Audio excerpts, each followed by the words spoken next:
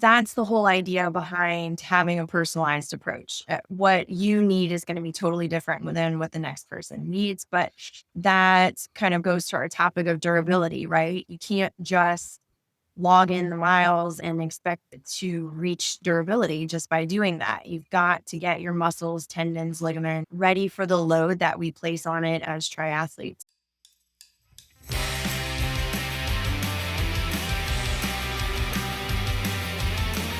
Hello, and welcome to the January 9th, 2026 edition of the Tridoc Podcast. I'm your host, Jeff Sankoff, the Tridoc, an emergency physician, a triathlete, a triathlon coach, and of course, a multiple Ironman finisher, coming to you as always from beautiful, sunny Denver, Colorado.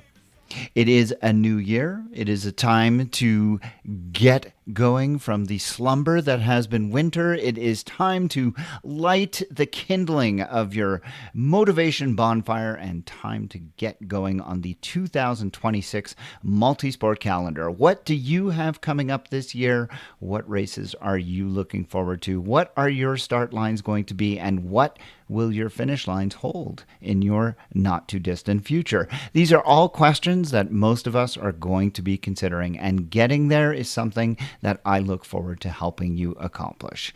But before we do that, I should acknowledge that the voice at the beginning of the program today was that of my guest, and that is Sara Black. Sara is a kinesiology and physiotherapist who was a Division I swimmer and now makes her business of helping men and women, but principally women, deal with aches and pains and all of the different problems that we can encounter as we make our way through training and racing. She is a specialist that works with women specifically on pelvic health, and she is here to talk to me about all of that and more, and will be joining me a little bit later on the program. Before we get to that, though, Juliet Hockman, my usual compadre on the medical mailbag, will be joining me to discuss a question that we hinted at many times over the latter half of 2025, and that is finding your why. Not specifically how to find it, although we will touch on that, but also how finding what your why is in terms of why you do what you do in multisport or endurance sport in general, how that can change over time as you move through different phases of your life, and whether or not that is not just okay, but understandable given how requirements that are asked of you as we move through different phases of life, the why that motivates us in multisport can change. And that is not only understandable, but completely acceptable, and also can alter how we approach our training and racing. Well, we're going to talk about all of that. It's something that, as I mentioned, Juliet and I have hinted at wanting to do for some time. We had some fantastic feedback in the Tridoc Podcast Facebook group from many listeners who illustrated to us just that point, that their why changed over time, and we look forward to sharing some of those comments with you as well. So that's coming up just a short bit. But as I mentioned at the top of the podcast, this is a new year. This is the time when you are now coming out of that holiday period where maybe your training dipped, maybe your intensity and volume and even your interest in training had taken a little bit of a slumber, and now it's time to get going again. I know for me, January 1st is always when I flip over the calendar, not just literally because we're into a new year and a new month, but also because I mentally make that switch that now I'm ready to go, and here I am, and I am now going to get back into serious training in earnest, not just because it's a new year, but also because now I can actually see the races popping up in the distance. I know for me, my first race is going to be in Victoria at the end of May. I'm sure many of you are planning on racing Chattanooga, which takes place in late April, so there are going to be all kinds of people who have races popping up anywhere from Oceanside in March all the way through different races at the beginning of June. So many of you now are going to start seeing that, hey, races are coming only 4 or 5 months away, so time to really buckle down and get going. If you are still not sure of how to get yourself going in terms of how to develop your race plan, how to make sure that you show up at the start line ready to go, maybe you need a coach. And that's why Juliet is here. That's why I am here. And if you're interested in pursuing coaching in any form, please do reach out. You can either reach out to me by email at tri_doc@icloud.com. You can take a look at lifesportcoaching.com, where I am listed, Juliet's listed, and a whole bunch of other life sport coaches are available for personal coaching. And also we have a Tri Club where you can actually get coaching as a coaching plan. So there are all kinds of different options available through myself and through the company I work with, but of course there are other coaches out there as well. If you want to have some ideas or suggestions for how to make that move, just take a look at the Tridoc Podcast Facebook group. Put your questions in there. There are lots of athletes who have worked with all kinds of different coaches. We have many people who are members of that group who are coaches themselves and who would be happy to answer any questions you might have. We hope to see you participate in that conversation. 2026 is hopefully going to be a phenomenal year, not just for you, but for everybody who's listening and for, of course, the podcast itself. We are looking forward to answering the questions that you may have. Send them our way. We have a few that are already lined up and ready to go, but we are always looking for more. So please send them along. With that now out of the way, let's get to the medical mailbag, where Juliet and I are going to be talking about finding your why, understanding why that why can change, and how that's not only expected, but it's totally okay. And that's coming up right after this.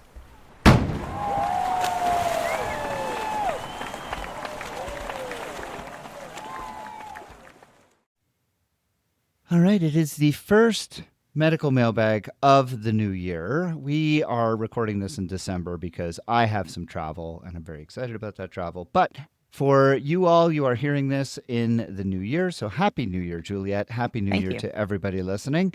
And this is a special medical mailbag because it is not necessarily a question. It is not a medical question, but rather it is a topic that Juliet and I have hinted at, talked about many times over the course of last year. And we wanted to get to it and really give it kind of time and attention that it deserved. And it has to do with kind of globally. We were just talking about this, Juliet, about how it's a two-part kind of question, right? Right. You did a good job of summing it up. So do you want to give your take on this? So as you all know, Jeff and I are both coaches, but we're also both active age group athletes. And I would categorize us both on the pointy end, which may or may not be relevant for the conversation.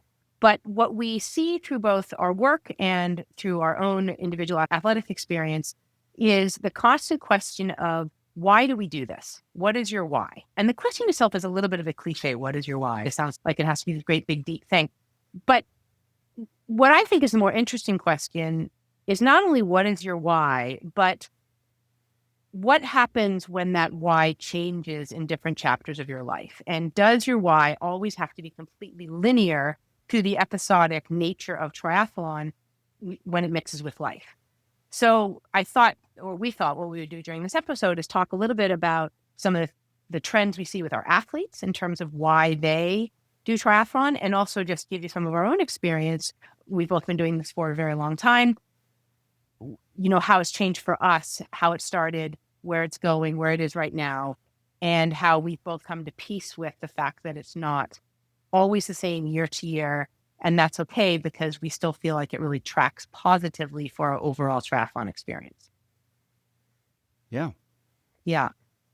So this actually came up really recently with one of my athletes who is starting a new business venture in 2026. And she had plan A for what 2026 would look like. And she just emailed me yesterday and said, oh boy, I think I'm going to have to take a couple of steps backwards. And that was how she's very much thinking of it, because I need to make sure that I can fulfill these financial commitments to my business. And I don't know if that means I'm going to be able to race in these places that I thought I was going to be able to race.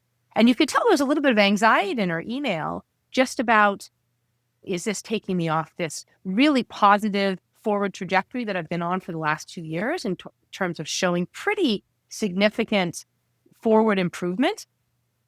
And is there something you could tell? She's qualified for Worlds last year. I need to qualify for this year. It needs to be always going up to the right, right? And that trajectory.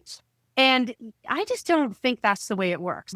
None of us are paying our mortgage on our race winnings as age group triathletes. And I think that it is completely wonderful to recognize that each year brings something different. And when life sends you in a particularly different direction, whether it's because of work or because of children or aging parents or your own health, injuries, whatever it is, that it's completely okay to say, okay, I can't get this X out of my year, but I can completely get Y out of my year. And we have such an opportunity to, if you can't run for a whole season because you're injured, that doesn't mean that you can't continue to add to that bank of experience and knowledge and fitness because you can do 2 other sports. You can focus on something else. You can gravel race for the year. You can road race for the year. You can open water swim for the year. You can do a million different things. And I guess the ability to pivot both physically and emotionally is just really important, and to see the benefit in that. You probably see this in your athletes all the time as well. I think it's a really great example because I went through that myself last year when I changed jobs. I came from working as a clinical emergency physician where I had a lot of flexibility in my schedule to be able to really pack a lot of training in. And then all of a sudden I found myself in a job where I was working fixed hours. And while I still had a reasonable amount of time to train, I was in a position where I was doing a lot more of the heavy lifting around the family, about driving to practices, children to practices, children's stuff. And with everything else, my coaching and the podcast and everything else, it actually reduced my available time. And so I came to realize that I was going to have to adjust my own expectations and my own kind of why. And it was not too hard to do, simply because my priority suddenly shifted.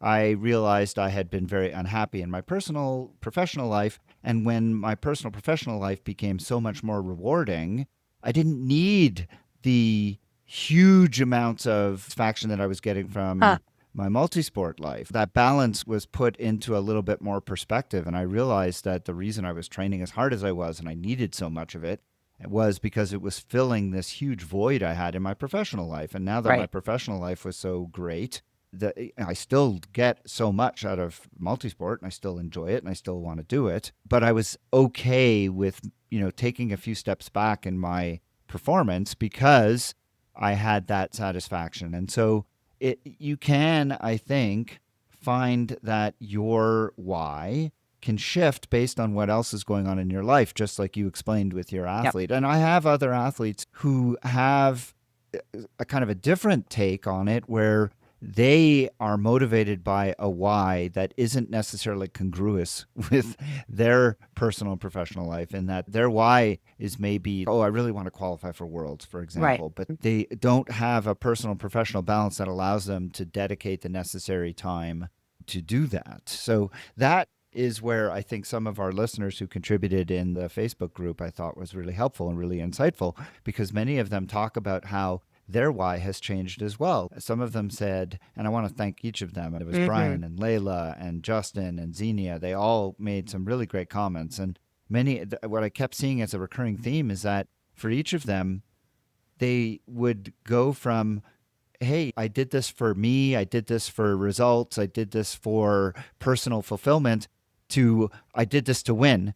And then it would come back for whatever reason, changes in life or changes in maybe an injury or whatever, to all of a sudden to I did this for me, I did this for fitness, or so you can have those cycles. And I think it's actually quite normal. I think it's really interesting and satisfying still all the same. Oh, and absolutely. And I think it's a great introspective experience to look at how the why has changed over the years. So many of I came from rowing in my late teens and early 20s, rowed on the Olympic team at age 21. And back then it was all about, I want to be the best in the world. I want to be the best in the world. And I not only want to be the best in the world, but I want to crush all comers. And it's an interesting sort of nature of rowing, in that you have to compete against everybody to win a spot in the boat. But then the minute you win a spot in the boat, it is a completely team effort to get that boat to go fast. So it's an interesting sort of duality there. And then growing up and getting into triathlon, and I still very much am driven, me personally, and this is me speaking as an athlete now, not as a coach. I'm very much driven by putting the work in. Winning is very much still very important to me. But now more and more I love training. If there was never another race out there, I would still train. I love the way it makes my body feel strong at my age. I feel powerful. I feel empowered. I feel challenged when I look at a really hard workout and think, ooh, I don't know if I can do that. And then I do it. I love the feeling of being completely emptied after a workout. I love all of these things. And so now it's much more what it gives me from health benefits and how I feel about myself than the sort of external, the races. I don't need the races necessarily anymore. And that's a different thing. And as I look forward, my children are now adults. I can see that as soon as the next generation comes along, there will be a lot fewer hours spent on this fairly selfish endeavor of triathlon training and a lot more hours spent on grandbabies. So that's another chapter that's coming up. And that's another kind of, I think, good insight, which is that you had these amazing accomplishments, which I think makes it easier to shift the why. Mm-hmm. And I know for me, like I was trying very hard to get to win my age group, for example. And I was very fortunate to have a year where I won my age group in every race I did. And that really satisfied that itch for me. I don't feel like listen, I still go out there, I still compete, I still would love to win my age group again. But if I never win my age group again, you can't take away those races where I did win. And I'll always have that, and I can always look back on that and be satisfied. I'm not one of those people who is going to feel like a failure if I never win my age group again. It's just not the case. I feel quite content in that I had a great year where I was really able to dedicate myself and train. And now I can have other years where I do my best and I show up and I perform as well as I can and I get what I get and I'm okay with it. And I think that shows how your why can change. Just like some of the listeners commented in the Facebook group, you saw that with Brian. Brian says very similar to you. I went from being constant age group world. His mom was an age group world champ. Yes, that's right. And he just wanted to see her race. Yeah. And then he now is still a very high level age grouper, but it's less important to necessarily be out there and get on a podium. It's more important to get the journey is more important. Right. And I feel that way as well. I also, like you watch, your kids are at a different age than mine. And so I'm still enjoying watching my kids compete and do their thing, more so even than I enjoy the competing, because watching them succeed has been quite a remarkable thing. That's right. And in 18 months, when your last two go off to college, it may change again for you. You may be thinking, oh my gosh, empty nesting. Time to train more. Yeah, you have more time to train. You may feel like, okay, let's see if I can get back on top of some podiums again. Absolutely. And I actually think that's one of the wonderful elements of age grouping, any age grouping sport, but triathlon in particular, where every 5 years you have the opportunity to change age groups. And when you get to my and Jeff's age, you actually want to be on the bottom of the age group.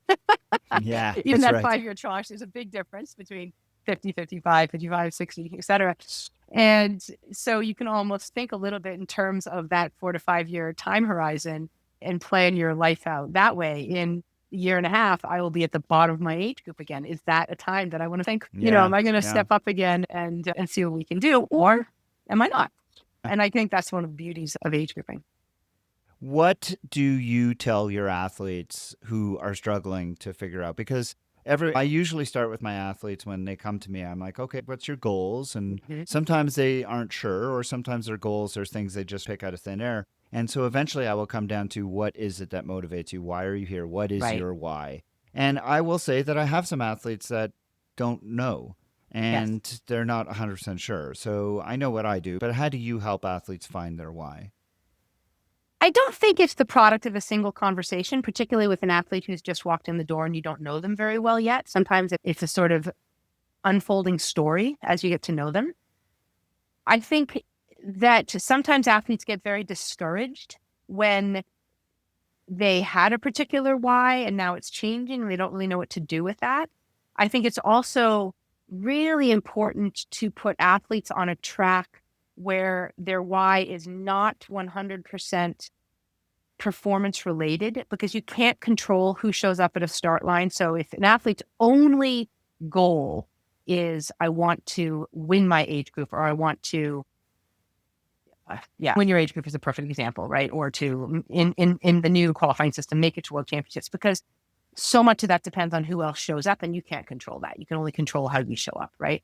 So I think it's really important to look at athletes' strengths and challenges, find out what really makes them excited. At the end of the day, you can't say to an athlete, hey, let's really go after your swim time if your athlete's least favorite discipline is swimming. You're not going to be there to shake them out of bed in the morning and get them to the pool. So it has to be, when athletes are looking at their race schedule or the event schedule, and this is very much the time of the year that we're in right now, for the following year, my conversation is never, oh, these are the races I think you should do. It's more, what excites you? What do you look at and think, oh, that looks really fun. I want to go to that race. I want to do that. Now, of course, if an athlete only has a 70.3 in September, I'm going to say, hey, let's try to do a local Olympic before that or something like that. So you have a little bit of a rust buster race. But there's so many other opportunities out there. So for an example, to pull from my own experience this fall, my last 70.3 was with you at 70.3 Washington. And then I had this long fall of a lot of fitness stretching out before me. And I'm like, ooh, swim run. Let's go try a swim run. I've never done a swim run. And that really excited me because it was completely different. And so I really try to have the conversation with athletes around what excites you in terms of an event. What would you like to improve? What are the goals that scare you? I have an athlete this year for the first time. She came to me 18 months ago saying declaratively, I am not a runner. I hate running. I suck as a runner. And then over time, she has really begun to define herself as a runner. So imagine my delight when she told me a couple months ago that she wanted to do a marathon in April of next year, right? Huge process achievement. I'm a runner and I'm going to do a marathon. It just makes me weep, right? Yeah. So what excites you? What gets you out of bed in the morning? Because at the end of the day, if we aren't enjoying around 80% of the training that we do, given it a rough number, some days suck. I get it. They suck for all of us, but we should be enjoying this around 80% of the time. And if we're not, let's go pick up something else. Yeah, what's the point otherwise? Yeah. It's supposed to be fun. If it's not, I always tell people, if this isn't fun, then why are we doing it? I think that process is pretty similar to my own. I always sit with people and I always say, I understand that you have XYZ as kind of your goals, but why? What is it that motivates you to get up and do this? Because the goals are nice, but there's got to be some reason. Maybe you're doing it for health. Maybe you're doing it because you have disposable income. Who knows? Everyone's got a different reason, and that's all good. I just think that knowing what it is, though, and knowing can really help make it clear and always be the thing that gets you through those hard workouts and gets you through those days. Because like you said, there's going to be days that you don't feel up to it, or days that you wake up and you're like, oh, do I have to do this? And it's, if you have a concrete idea and a concrete kind of like in your head of what my why is, makes it so much easier. And nothing ever sucks because, like you said, it becomes much more enjoyable.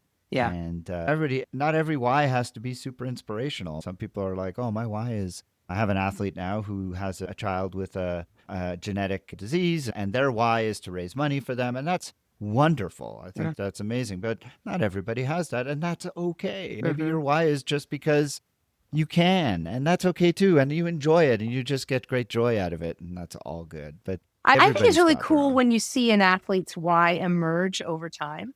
And you've probably had the same experience where you see a comment in Training Peaks one day about how this athlete has suddenly realized that the example that they're being for their children, and never occurred to them that might be a why before. Or, boy, I've seen this a bunch of times, how the regular training, the structure of training, the showing up every day is really helping with their anxiety, and they're off their anxiety meds. Like, I've seen that once or twice, and I'm like, oh my gosh, this is incredible. Or, hey, coach, I've lost 40 pounds, right? And weight was never really part of the conversation, but they're so delighted that they are on this trajectory. Or, I'm eating better, I'm drinking less, my relationships are easier somehow, or easier to navigate because I have this thing that I do for myself every day, which is achievable. And I think that's an impossible why to be able to name if you're a newer athlete out of the gate and you haven't had that experience yet. But 6 months, 9 months, a year in, to have athletes come back and say, okay, I get it. These are all, I have 5 whys and they're all important. And I wouldn't have been able to name them for you a year ago, which is why I think it's a little bit of a part of an iterative process of particularly newer athletes figuring that out. I know for me over the years, training is absolutely therapy. Right? Yeah. I have been in tears in the pool. I have yelled at the sky. I have had major arguments in my head on long bike rides with people that I'm upset with. And it's just, for me, it is total therapy. And I always come back feeling better. And I don't know, I rue the day that I'm no longer going to be able to do this, because I think I might actually have to go to therapy for the first time. Yeah. Exactly. So, Well, and it's interesting because you've mentioned a few of the whys that I keep hearing repeatedly. There's the personal whys, which is just weight loss, fitness, longevity. There's the personal whys in terms of accomplishments. I found out I'm good at this, and I found out that I can actually do well and potentially win, or at least get better every year. And those are all very valid. And then there's the why of doing it for family, doing it to be a role model for my kids or for whoever. Then there's the why of, like you say, therapy. I have used all of those to some degree over Sure. time. And that's what I love about that. That's what has kept me in this. I had a friend who said, when I first started doing triathlon, he said to me, "Oh, you'll do this for a couple of years and you'll stop after that. You'll find something else." And I was like, I don't know, I guess we'll see. But I have been doing it since 2001. So it's 24 years I've been doing this. Yeah. And I love it. I have not found anything. I'm probably better as a cyclist than I am as a runner or swimmer. I still, after 20 something years, I don't love swimming.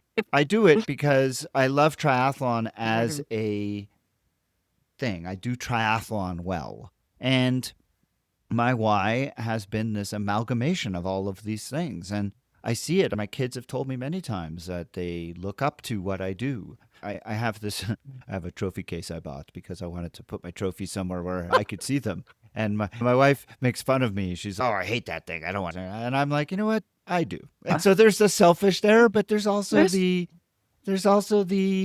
just, hey, this is 20 something years of accomplishment, and it shows dedication. It shows how much hard work went into everything. And I think that all the whys that people have, no matter what they are, I think they're each have their merit. They each are important. And whatever it is that gets you to show up day in and day out, Yeah. that's what matters. I think it's just Well, terrific. they're all 100% validated. I think that's just Yeah. the important thing. And you're the only one who gets to decide what they are. And I guess I just want to return for a moment to what we were talking about right before we started the podcast, which was just the episodicness of this and how it can change over time. And if I look at my trajectory over the last, let's call it 10 years, right? I mean, it was 2017 was winning a few world championships. 2018 was winning 70.3s. 2019 was cancer. Totally fell off the wagon.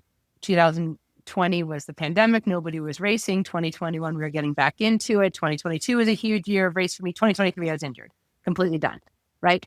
But the point is that, so each year that life happens, whatever it is, you still get to redefine what that year means for me, and you still get to have a why during that year. So I guess I would really encourage athletes, as life happens and you don't always have control over it, whether it's a worldwide pandemic or a disease or an injury or a family tragedy or whatever it is, I've got to take the year off to take care of my mother. I've seen that a couple times with athletes, right? I have a child who's really struggling. I need to pay attention to them. So many reasons that we have to take hours away from triathlon, but that doesn't mean it stops. Like, you can still have a why. You just have to pivot. There's ways to get around it. There's always something that you can do. I really do believe that. And it really does. Your why can change, but your not commitment to the sport, because that's often equated with time, but what you can do in this endeavor that we enjoy so much can still be really positive. Yep. I think that's very well said. Very well said. I think that just to put a bow on it is, it doesn't matter what your why is, but I think it really matters that you have one. And I think if you are casting about for what it is, give some thought to not just what your goals are, but why you have those goals and why it is you want to get up every day to do this. And if you're having trouble figuring that out, put a note in the group and see what people say, because I'm telling you, everybody out there either struggles with this at some Mm-hmm. point or has a story that will help you figure out what your why is, because not everybody knows, and that's okay.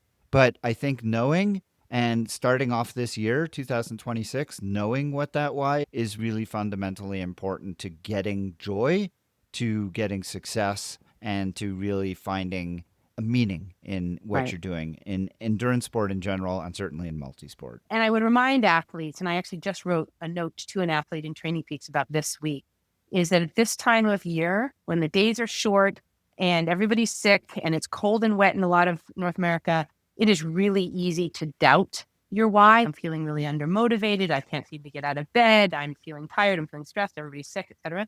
That is very typical for this time of year. And so just remind yourself that if you're struggling a little bit right now, it's okay. Take some time. It's very common experience right now. And yes, reach out to your people to help you get back on track and define what it is that you're excited about for 2026. Great way to end. I can't think of a better way. I hope that you all found this to be a useful and fruitful and helpful way to spend a medical mailbag. If you enjoyed this, please let us know. And if you hated it, you can let us know too.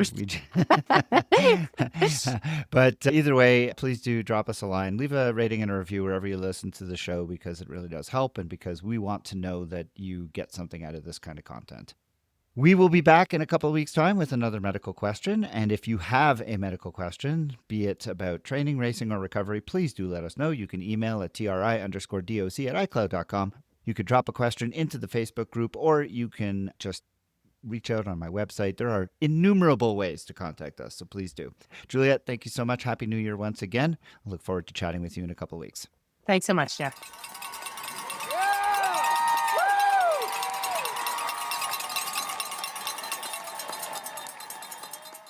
My guest on the program today is a native of Richmond, Virginia. Her name is Sara Black. She attended East Carolina University, was an NCAA Division I swimmer, which means she swims a hell of a lot better than I do.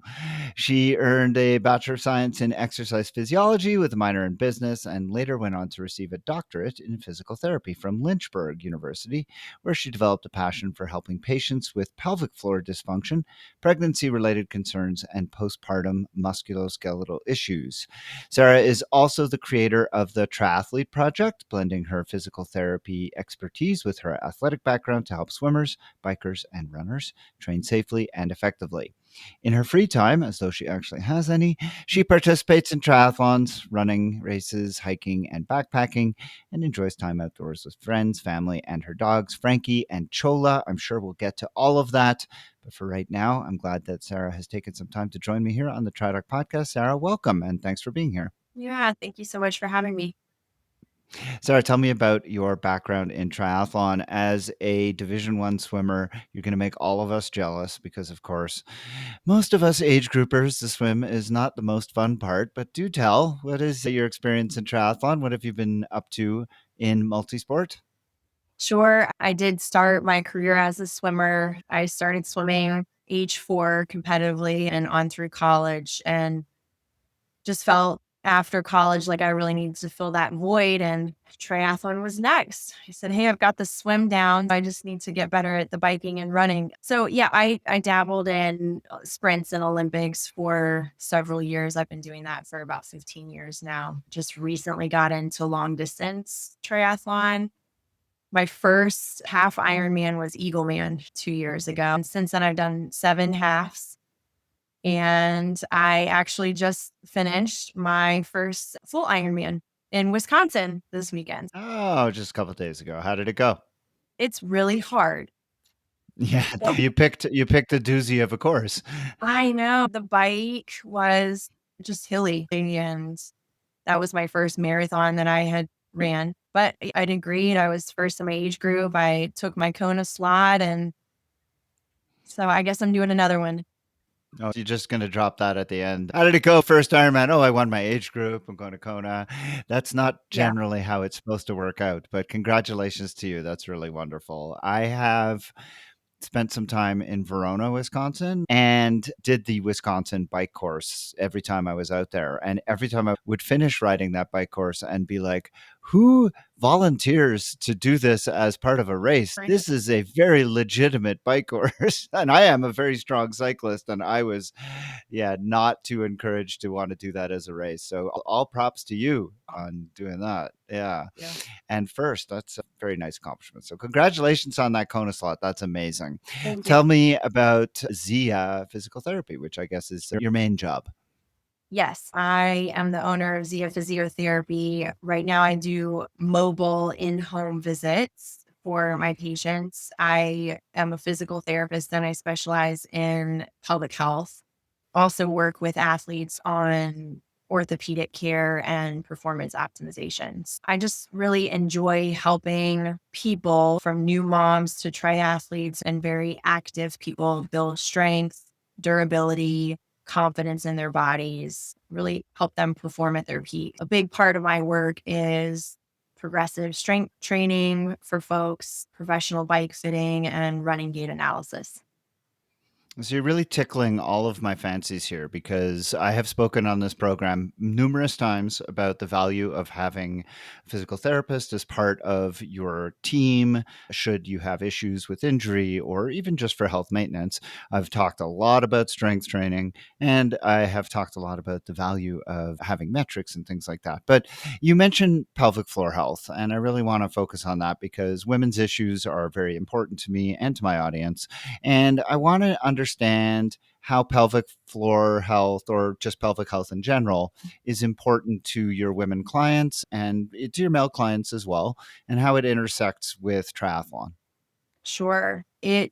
Pelvic health comprises a whole bunch of things. So it's very simply our bladder, bowel, and sexual function. Three very vital functions as humans. It's really sad when it gets neglected and isn't talked about as much as it probably should be. For women, it's primarily based around the prenatal, postpartum stages of life, but there can be issues in as early as adolescence and your early 20s. And then certainly after prenatal, postpartum stages, we're then talking about menopause. And that's a real hot topic now, but all of the things that go along with that. For me and women specifically, I primarily treat pain with intimacy, bladder leakage, constipation, pelvic girdle pain, low back pain. It's all really connected in that sense. One of the things that gets brought up to my attention frequently, and I don't always have a good answer for it. I go through my usual sort of process of trying to solve problems, but one of the things that comes to me frequently is women who have issues with comfort on a saddle. Mhm. Many saddles are made traditionally for men.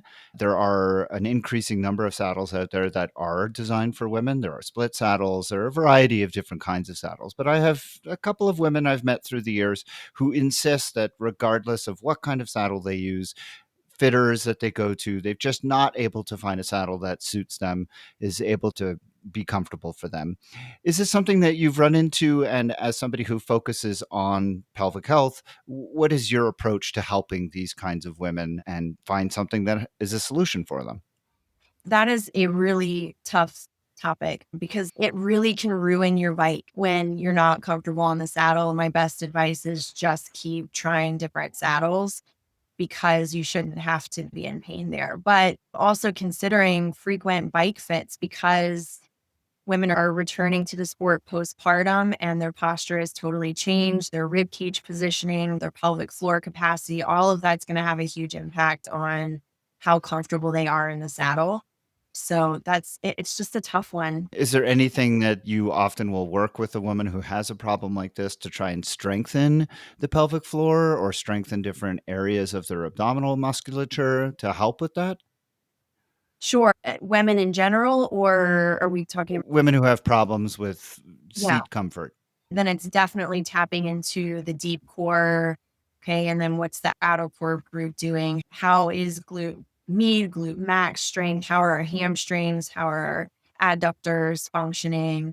Yeah, certainly pelvic floor, all of that kind of goes hand in hand. Yeah. And returning to your more traditional clientele, women who are postpartum, they've had their kids, they have pelvic floor weakness, many of them. What are the kinds of exercises that you work with them to try and keep the pelvic floor strong, avoid problems later in life, but also allow them to be very active? Because we know that being active puts stresses on a weak pelvic floor. I think starting with the big question, what's a weak pelvic floor? More often than not, we're talking about Kegels and strengthening the pelvic floor, having a really strong contraction or your concentric contraction.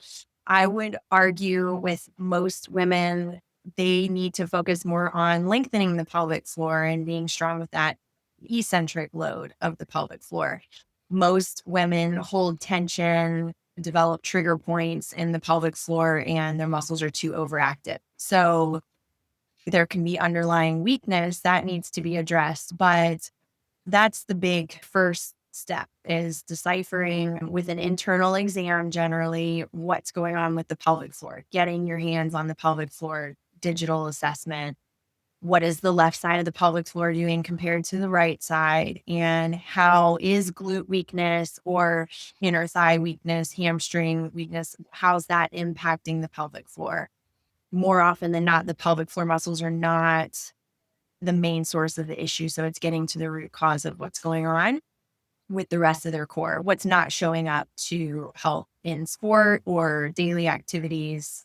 So exercise wise, everybody is different. And it's super important to have a personalized, progressive approach to pelvic floor strengthening and pelvic floor coordination. So, how will women present to you if they have an issue with the pelvic floor that needs to be addressed? What tends to be the kinds of complaints that they'll come with? Yeah, the big ones that we talked about before, pain with intimacy, pain with gynecologic exams, not even being able to insert tampons when it's so severe. We have diagnoses like vaginismus and vulvodynia, GI issues, abdominal bloating, which can stem from a whole slew of issues. But leakage is one of the more popular ones, leakage with exertions, laughing, coughing, sneezing, And by leakage, you mean bladder. bladder leakage, also bowel leakage. Okay. And in those cases, it's again a matter of looking at the pelvic floor, looking at lengthening those muscles, and then potentially strengthening them. Yes, but a head to toe approach too. How is posture having an impact on how the pelvic floor muscles are functioning? Again, rib cage positioning that we talked about before. Are we overusing external obliques, for instance? And is that causing pressure and load down into the pelvic floor when you are exerting yourself? Very common in runners as being an issue. So is there an imbalance throughout the rest of the core? Foot intrinsics. How are those guys functioning? Do we have collapse at the arches when we're running, when we're cycling, when we're just going through day-to-day life? Because that will have an impact on the load and the pressure management of the pelvic floor too. So, And then you mentioned to me before we started recording that you also work with men who have pelvic floor health issues, or pelvic health issues, sorry. So what kind of issues do you see with male athletes who might need your services? sure, that can stem all the way from erectile dysfunction and whether there's nerve compression, muscle concerns that might be impacting that. There's the prostatectomies are so common these days. So post-op issues with those surgeries, nerve compression specific to cyclists, pudendal neuralgia is a common one, really severe pain in the genitals and dysfunction there. So, yeah, there's a high prevalence of pelvic floor dysfunction in men as well. So pudendal neuralgia, let's focus on that for a second because that's something I'm familiar with, but I'm not sure that many of my listeners will understand. What is it? What causes it? And how can it be avoided? Because really avoidance of those kinds of nerve injuries are the most important. So first, what is it? Yep. Your pudendal nerve, it has huge control over the pelvic floor and how those muscles function. And it's coursing through those structures that for cycling specifically, that are your points of contact on the saddle. Back to what we were talking about with ladies, positioning on the saddle for men is just as important. And that pudendal nerve then along with other nerves that are in that general vicinity, can get compressed and can cause very severe pain and symptoms with day-to-day activities too. And so the best way of preventing that is, again, just an appropriate fit, an appropriate fitted saddle, and then positioning on the bike. That's one main piece. And then back to that head to toe, whole body approach. How are your hips functioning? How mobile are your hips? How's your low back and lumbosacral spine functioning? Really taking a look, taking a step back and looking at where we might have a lack of mobility all too often that might be contributing to stiffness, rigidity in the saddle, and then impact on the pelvic floor. And then moving away from the pelvis and just Sure. focusing on some of the other extremities, or what are the other kinds of common things that you see amongst triathletes that Okay. don't necessarily need a visit to a physician, but can be taken care of just with strengthening, stretching, and just TLC through Mhm. movement of body and better preparation? What are the kinds of common ailments that you encounter amongst triathletes? Oh, goodness. And I know there are so many. this has been line with your tendinopathies, your tendon podcast that I listened to recently. That's just a big one. Overload, overuse injuries is just super common. With running, it can be that patellofemoral pain, plantar fasciitis, Achilles concerns, hamstring strain. Well, the list is really endless, but biking, then low back, neck concerns, you've got that knee pain, and then swimming, it's rotator cuff tendon issues, let's call them that. Yeah, just shoulder impingement. It's some studies claim up to 91% of triathletes have some sort of injury over their life in sports. Oh, I'm sure it's more than that. But Yeah. fortunately, most of them are minor. But just running, right? Running itself lends itself to injuries. We Mhm. know that biking also, as you mentioned, positioning on the bike can lead to all kinds of low back stuff and knee stuff. And then, of course, swimming with shoulders. And what I have experienced in my own career at 20 plus years in this sport is really a nuance about how to manage injuries. And I'm really curious for your insights on this. For example, I have this chronic shoulder thing. I know myself as a physician, it's a rotator cuff thing. Yeah. And I know by virtue of the fact that I'm a 58-year-old man with a rotator cuff thing, it's just never going to get better. And I can do all the things I want and I'm stuck with it. And eventually it's either going to tear and I'm going to need to have surgery, or it'll just stay the way it is and I'll be fine and I'll muddle my way through it. Yeah.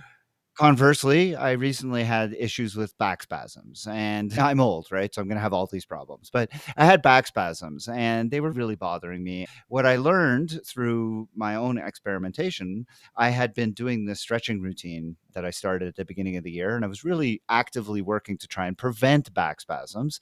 And when I got them, I continued with my stretching routine and realized that my stretching wasn't making me feel better, it was making me feel worse. And if I just stopped after a week of not stretching, my back was miraculously cured. I've been fine ever since. And so I'm noticing that benign neglect sometimes is what you need to do.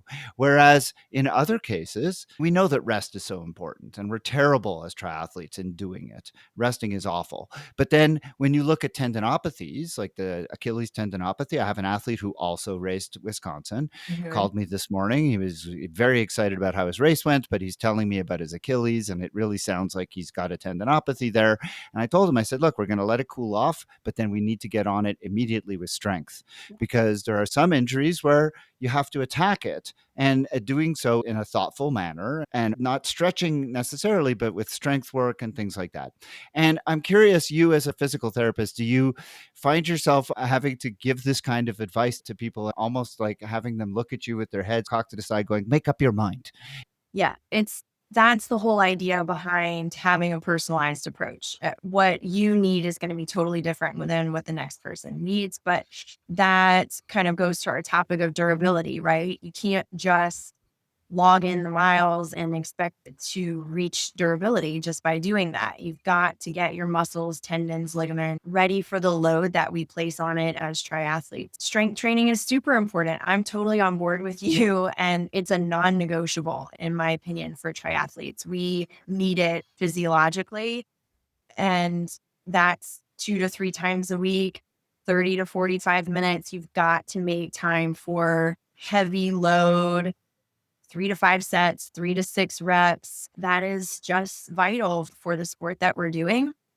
I really am not a fan of saying let's avoid doing what you're doing, because most triathletes are not going to listen to that anyway. But rest is, more often than not, it's not appropriate. And it's back to the tissue time healing charts and timelines. Muscle needs something different than tendons, than ligaments.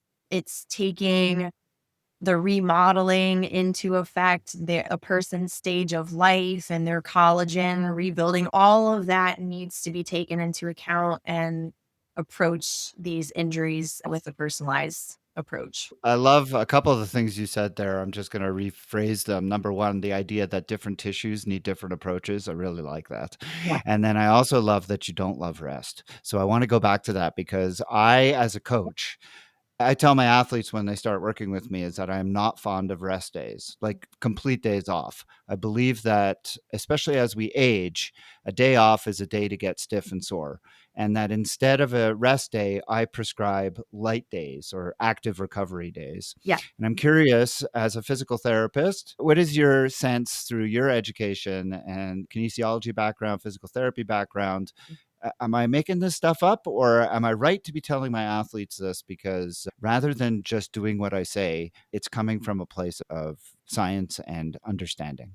It is. It definitely is. And I am totally on board with you. Just going through, right, muscles, they generally take just higher blood flow, right? It's taking 2 to 6 weeks to fully recover that from that, but they need functional healing. You've got to load early and be smart about how you're loading. The tendons then and ligaments with less blood flow, 6 to 12 weeks for your tendons, and then that structural loading. Tendons need slow, heavy, progressive loading, and it's super important to get them back. And that's with tendon issues, again, making up a huge portion of injuries in triathletes. That's a big one. But yeah, I am not a fan of rest. There's a time and place for rest for sure, but it just all has to be very meaningful. I want to finish up with a couple of things. Number one, you obviously have had great success throughout your career.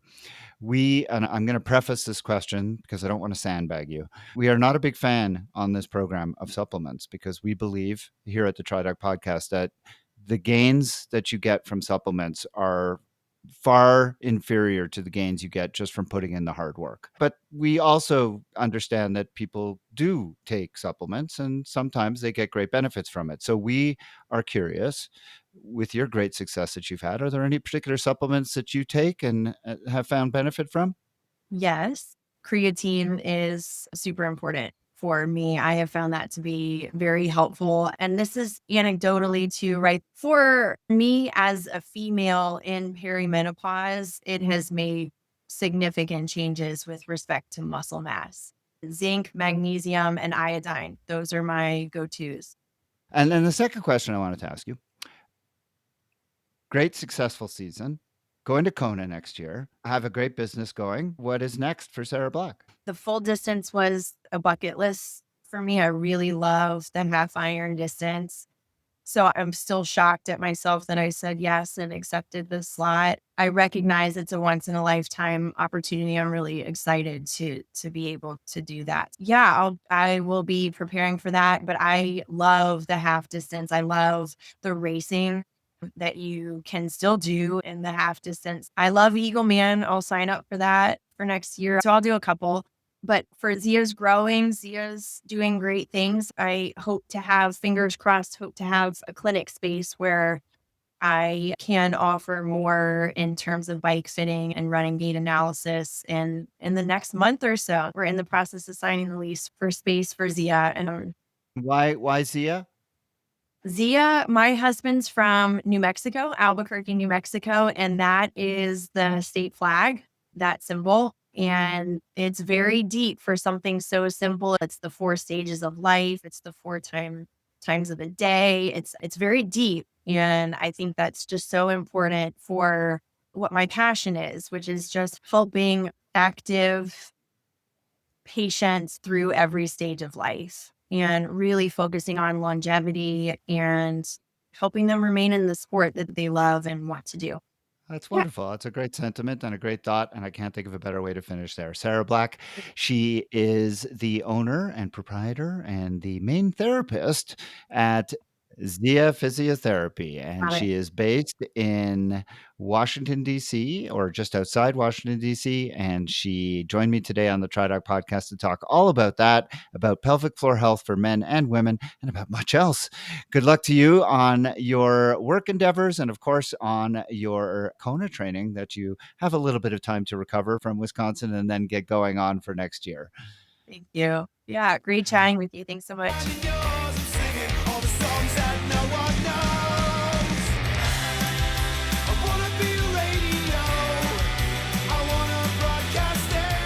Hi, my name is Rebecca Adamson, and I am a proud Patreon supporter of the Tridoc Podcast. The Tridoc Podcast is produced and edited by Jeff Sankoff, along with his amazing interns Cosette Rhodes and Nina Takashima. You can find the show notes for everything discussed on the show today, as well as archives of previous episodes at www.tridocpodcast.com. Do you have a question about any of the issues discussed on this episode? Or do you have a question for consideration to be answered on a future episode? Send Jeff an email at try_doc@icloud.com. If you are interested in coaching services, please visit try.coaching.com or lifesportcoaching.com, where you will find a lot of information about Jeff and the services that he provides. You can also follow Jeff on the Tridoc Podcast Facebook page, Tridoc Coaching on Instagram, and the Tridoc Coaching YouTube channel. And don't forget to join the Tridoc Podcast private Facebook group. Search for it and request to join today. If you enjoy this podcast, I hope that you will consider leaving a rating and a review, as well as subscribe to the show wherever you download it. And of course, there's always the option of becoming a supporter of the podcast at patreon.com/Tridoc Podcast. The music heard at the beginning and the end of the show is Radio by Empty Hours and is used with permission. This song and many others like it can be found at www.reverbnation.com, where I hope that you will visit and give small independent bands a chance. The Tridoc Podcast will be back again soon with another medical question and answer and another interview with someone in the world of multisport. Until then, train hard, train healthy.